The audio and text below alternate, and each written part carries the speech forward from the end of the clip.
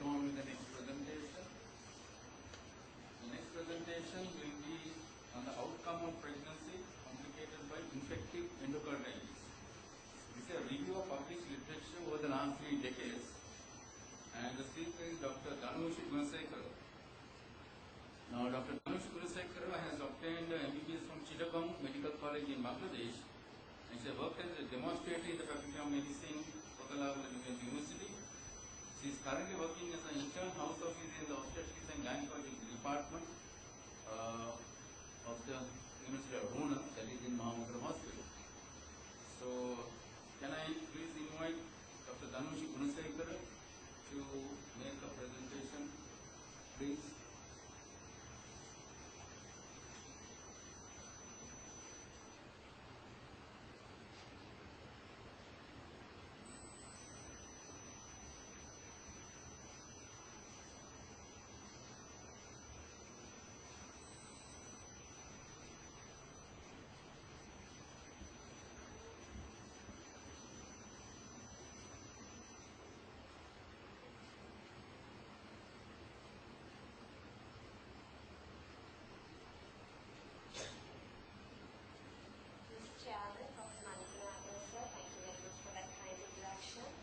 Distinguished guests, ladies and gentlemen, good morning. My discussion today is on outcome of pregnancy complicated by infective endocarditis, a review of published literature over the past 3 decades. This third-year review was done by myself along with Harshi Abeygoonawardena, which was supervised by consultant cardiologist Dr. Namal Wijesinghe. My presentation today will be in 3 folds. That is statistical data presentation, secondly the discussion, and finally I would like to conclude with some recommendations. To start off with a brief introduction to infective endocarditis in pregnancy, it is rather a rare complication, which is the prevalence rate of about 0.006%.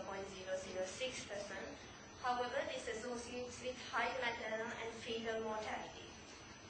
According to previous study, maternal mortality was around 33% and fetal mortality rate was around 29%. To give a brief explanation of what infective endocarditis is, it is the infection of the endocardial surface of the heart with colonization or invasion of heart valves or the neural endocardium by microorganisms, leading to formation of bulky fiber vegetations composed of thrombotic debris, and it is also associated with destruction of underlying cardiac tissues.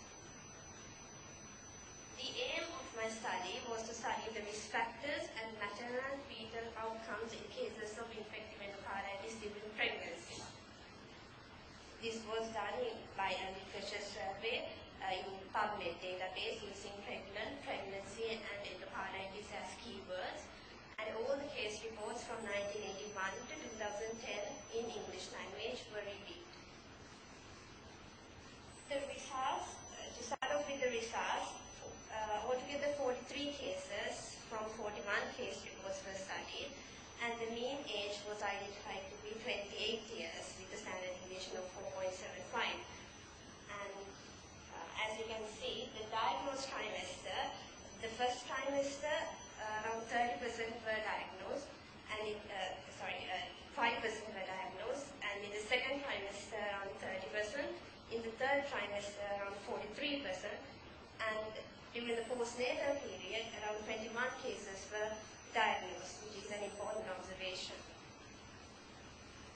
These are some of the predisposing factors that we identified, which are underlying cardiac pathology, history of IV drug abuse, prosthetic valve insertion, history of dental surgery, and as you can see, around 50% of the cases did not have any predisposing factor, while another 50% had some predisposing factor, which underlying cardiac pathology was the highest with around 30%.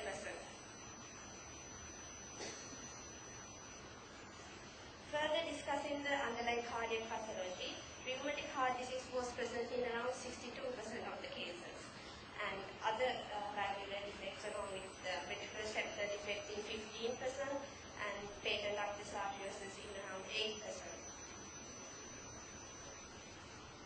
This is another illustration of the same data. Coming towards the causative organisms, Streptococcus species was the highest with 51%, and Staphylococcus species was identified in 29%, and around 9% of the cases were culture negative. This is a detailed description of the causative organisms. As you can see, around 8.6% were due to MRSA infections. The valve involvement in the infective endocarditis cases were around 53% mitral valve involvement, 33% aortic valve, and tricuspid valve involvement was around 25%, and the lowest 2.8% were pulmonary valve involvement. Involvement of two valves was also present in around 14% of the cases. The mode of delivery in these infected cases, as you can see, around 55% went through caesarean section, only about 45% went through normal delivery. Coming towards the treatment, around 50% of the cases were managed only with conservative medical therapy, and around 50% underwent valve replacement. And out of these 50% of the cases which underwent valve replacement surgery, 82% were done soon after the delivery. The valve replacement, a further discussion of valve replacement of the patients with vaginal delivery, around 50% underwent valve replacement, but as you can see, in case of the cesarean section cases, around 64% of them had undergone valve replacement. To start off with the outcome, maternal mortality rate was around 9.3%, and some of the causes that were identified were cardiac failure, cardiogenic shock with multisystem organ failure, myocardial infarction, ruptured aneurysms, and some of the cases were detected to have post-abortive endometritis as well. Despite the different treatment modalities, the maternal morbidity or the complication rate was rather high, with around 79%. And these were some of the identified complications, and thromboembolism was present in around 9%, septic embolism in 10%, cardiac complications were also around 10%, obstetric complications were also present in around 7 of the cases. This is another illustration of the complications. As you can see, thromboembolism, septic embolism, and cardiac complications were the highest. This is the illustration of maternal complications in the 3 decades that we studied. And as you can see, most of the complication rates were higher, except the cardiac complications in the 3rd decade, that is from 2001 to 2010. The fetal outcome, the fetal mortality was 7%, and all were due to abortions or miscarriages. No stillbirths or postnatal deaths were reported. To start off with the discussion, as I mentioned earlier, infective endocarditis is rare to associate with pregnancy.